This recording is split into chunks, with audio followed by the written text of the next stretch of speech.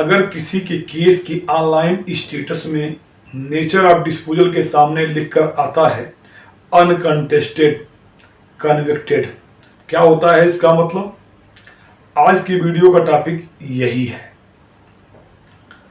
देखिए, जब भी कोई मुकदमा होता है तो मुकदमा होने के बाद उसकी विवेचना होती है और विवेचना होने के बाद उसमें चार्जशीट दाखिल की जाती है संबंधित न्यायालय में। अब संबंधित न्यायालय में जब चार्जशीट दाखिल की जाती है तो जो मजिस्ट्रेट साहब होते हैं वह यह चेक करते हैं कि जिन धाराओं में चार्जशीट दाखिल की गई है उन धाराओं का ट्रायल किस कोर्ट के माध्यम से होना है, मजिस्ट्रेट की कोर्ट से होना है या कोर्ट ऑफ सेशन के माध्यम से होना है। अगर मजिस्ट्रेट की कोर्ट से होना है तो ट्रायल उन्हीं की कोर्ट में चलेगा और कोर्ट ऑफ सेशन से होना है उसका ट्रायल, तो उसको सेशन कमिट करके उसको सेशन कोर्ट में भेज दिया जाता है आगे की कोर्ट प्रोसीडिंग के लिए। तो जब कोर्ट प्रोसीडिंग के लिए जाएगा, चाहे सेशन कोर्ट में चाहे मजिस्ट्रेट की कोर्ट में, तो सबसे पहले जो कोर्ट की प्रोसीडिंग होती है वो होती है उस केस में आरोप तय होते हैं जिसको हम चार्ज की स्टेज बोलते हैं। चार्ज की स्टेज में होता यह है कि जो भी आरोप पुलिस के द्वारा जो केस बनाया गया है प्रोसिक्यूशन के द्वारा, तो जो आरोप लगाए गए होते हैं, जो आरोपी व्यक्ति होता है उसके ऊपर, तो जज साहब उस आरोप को बताते हैं आरोपी को, या कह सकते हैं उसको लिखवाते हैं, कोर्ट में टाइप कराते हैं। जब यह टाइप हो जाता है तो इनको ये पूरी बातें जज साहब के द्वारा बताई जाती है। अगर नहीं बताई जा रही हैं तो आरोप जो है टाइप जो हुआ है उसको पढ़ के सुनाया जाता है। और जब यह सुन लिया जाता है आरोपी के द्वारा तो जज साहब के द्वारा यह सवाल पूछा जाता है कि आपके ऊपर जो ये आरोप लगाए गए हैं तो क्या आप इन आरोपों को मानते हो, जो आरोप हैं सही हैं, आप अपनी गलती को मानना चाहेंगे? तो वहां पर दो ऑप्शन होते हैं उस आरोपी के पास। एक अपनी गलती को मान सकता है, दूसरा अपनी गलती को नहीं मानता। अगर गलती को नहीं मानता है तो केस आगे बढ़ेगा, उसी को बोलते हैं केस का ट्रायल यहीं से स्टार्ट होगा। लेकिन अगर वह व्यक्ति चाहे तो अपनी गलती को मान सकता है, और गलती को माना इसका मतलब उसने दूसरी पार्टी का विरोध ही नहीं किया। तो जब विरोध ही नहीं किया तो इसका मतलब जो चीज बिना विरोध के मान ली जाती है कोर्ट में तो उसको बोलते हैं अनकंटेस्टेड, माने जिसमें किसी दूसरे पक्ष का विरोध ही नहीं किया गया, दूसरे पक्ष ने जो आरोप लगाए उसको स्वीकार कर लिया गया। तो अनकंटेस्टेड इस चीज का हो गया कि आपने विरोध नहीं किया, आपने गलती मानी वहां पे, जिसको हम प्लीड गिल्टी बोलते हैं। आप तो गलती मान ली वहां पे, गलती मानने के बाद अब जज साहब पे डिपेंड करता है। आपने तो गलती मान ली, क्योंकि वो गलती मानते ही जो आरोप हैं वो स्ट्रांग हो गए और प्रूफ हो गए यहीं पे। अब यह जज साहब को डिसाइड करना है कि उन धाराओं में जो सजा है उसमें कितनी सजा करनी है आपको। तो उसमें सजा होगी ही होगी, कितने दिन की होगी, क्या होगी, फाइन होगा, सजा होगी, क्या होगी, ये तो कोर्ट डिसाइड करेगी धाराओं के हिसाब से। चाहे फाइन हो चाहे जेल हो, सब सजा के अंदर ही आएंगे, वो कन्विक्टेड ही होगा वहां पे। तो अनकंटेस्टेड इस बात के लिए कि विरोध नहीं किया गया, दूसरे के जो आरोप लगाए गए प्रोसिक्यूशन के द्वारा उसको स्वीकार कर लिया गया। और दूसरा चीज, अगर गलती मानेंगे तो सजा होगी। पहला चीज, इस टाइप की जब भी कोई चीज होती है कोर्ट में तब लिख के आता है अनकंटेस्टेड प्लीड गिल्टी, और उसके आगे लिख के आता है कन्विक्टेड। तो प्लीड गिल्टी का ये मतलब यही मानिएगा, और अगर लिख के आ रहा है अनकंटेस्टेड कन्विक्टेड तो उसका भी मतलब यही हुआ कि गलती मानी गई है।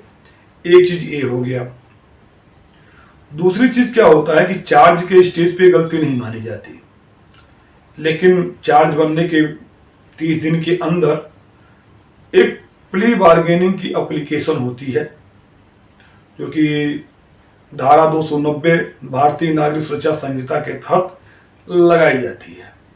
उसकी कुछ कंडीशन है जो उसमें धाराएं लगी हैं, उनमें सजा 7 साल से कम होनी चाहिए, और जिन भी सेक्शन में धारा लगी है उन सेक्शन में पहले कभी सजा ना हुई हो उस व्यक्ति को, तब तो वह व्यक्ति इस एप्लीकेशन को लगा सकता है। जब इस एप्लीकेशन को वह लगाता है तो जज साहब इसमें जो पब्लिक प्रोसिक्यूटर होते हैं, जो सरकारी वकील होते हैं प्रोसिक्यूशन के साइड से, उनको नोटिस करते हैं। इस केस में जो शिकायत करता है, जो पीड़ित पक्ष है, उसको भी नोटिस करते हैं। इस केस के जो विवेचक हैं उसको भी नोटिस किया जाता है। और ये चारों लोग बैठ के जब ये वेरीफाई हो जाता है कि इस व्यक्ति को इसके पहले सिमिलर ऑफेंस में सजा नहीं हुई है, एक रिपोर्ट मंगाई जाती है आईओ महोदय के द्वारा, तब ये 3 आईओ साहब और पीपी साहब और जो विक्टिम है, पीड़ित है, ये तीनों और आरोपी के बीच में एक म्यूचुअली क्या होता है कि एक समझौता होता है कि आप विक्टिम को इतना कंपनसेशन दे दीजिए, आप स्टेट को इतना कंपनसेशन दे दीजिए, आपकी ग्रीवांसेज क्या है। तो ग्रीवांसेज यही होती है एक्यूज की कि वो फाइन दे देगा लेकिन जेल नहीं जाना चाहता। तो इस पे अगर आपसी सहमति बन जाती है, तो इसकी एक रिपोर्ट बनाकर कोर्ट में पेश किया जाता है। इस रिपोर्ट को देखने के बाद जैसा आपको लगता है कि विक्टिम को तो कंपनसेशन मिल ही रहा है, प्रोसिक्यूशन को भी कंपनसेशन एक मिल जाएगा और इस केस का डिस्पोजल भी हो जाएगा। तो बहुत सारे केस में, ज़्यादातर प्ली बार्गेनिंग के केस में कंपनसेशन देकर और प्रोबेशन ऑफेंडर एक्ट के तहत प्रोबेशन पे छोड़ दिया जाता है। हालांकि इस मामले में पावर है जैसा आपको 1/4 तक की सजा देने का जो भी सेक्शन लगा है उसके अकॉर्डिंग, लेकिन ज़्यादातर मामलों में जब प्ली बार्गेनिंग उन्हीं केस में लगाई जाती है जिसमें समझौते के आसार होते हैं। समझौते के आसार से मतलब ये है कि कुछ ही सेक्शन है भारतीय नागरिक सुरक्षा संहिता में जिसमें आपसी समझौते के माध्यम से मामला खत्म किया जा सकता है, जिसके बारे में मैंने बताया है, मेरी एक वीडियो है case disposed nature of disposal compounded में। तो जो उसमें तो सेक्शन है जिसमें कंपाउंड हो सकता है, लेकिन बहुत सारे ऐसे सेक्शन होते हैं जो 7 साल से कम की सजा होती है लेकिन वो नॉन कंपाउंडेबल सेक्शन होते हैं। तो वैसे सेक्शन में तो समझौता हो ही नहीं सकता, लेकिन दोनों पक्ष पीड़ित और आरोपी के बीच में संभावना है कि बात बन सकती है, तो प्ली बार्गेनिंग के माध्यम से आपसी समझौता कर सकते हैं। और कोर्ट इसमें देखती है कि दोनों पक्षों में और स्टेट के बीच में भी, प्रोसिक्यूशन के बीच में भी एक समझौते का एक एग्रीमेंट बन रहा है। तो उसके आधार पर क्या होता है कि विक्टिम को कंपनसेशन का ऑर्डर पास कर देती है कोर्ट, और प्रोसिक्यूशन को भी कंपनसेशन का ऑर्डर पास कर देती है, और एक्यूज को प्लीड गिल्टी करवाती है कोर्ट में। प्लीड गिल्टी सजा मानी जाएगी क्योंकि प्लीड गिल्टी करना होगा, लेकिन प्लीड गिल्टी करने पे बेनिफिट ये मिलता है कि प्रोबेशन पे छोड़ देती है कोर्ट। प्रोबेशन का मतलब होता है कि जेल नहीं करती, कस्टडी नहीं करती, गुड बिहेवियर पे एक प्रोबेशन अधिकारी को अपॉइंट कर 6 महीने का पीरियड उसमें या साल भर का पीरियड एक कोर्ट डिसाइड करेगी, करके अच्छे आचरण के बिहाफ पर उसको छोड़ देती है फाइन कर। तो यही 2 कारण होते हैं जिसमें जिस तरीके से अगर केस का निपटारा किया गया है, अनकंटेस्टेड कन्विक्टेड लिख के आ रहा है, तो उसका मतलब यही हुआ। कन्विक्टेड लिख कर यह आ रहा है कि प्ली बार्गेनिंग के केस में अगर फाइन भी हुआ है तो वो कन्विक्टेड के केस में आएगा, प्ली गिल्टी में फाइन हुआ है तो भी कन्विक्टेड आएगा, अगर जेल हुई है तो भी कन्विक्टेड आएगा। उम्मीद करता हूँ दी गई इन्फॉर्मेशन आपको समझ में आई होगी। फिर भी कोई सवाल है, कोई सुझाव है, कमेंट बॉक्स में बताइए, रिप्लाई करने का प्रयास करूंगा जल्द से जल्द। Thank you for watching.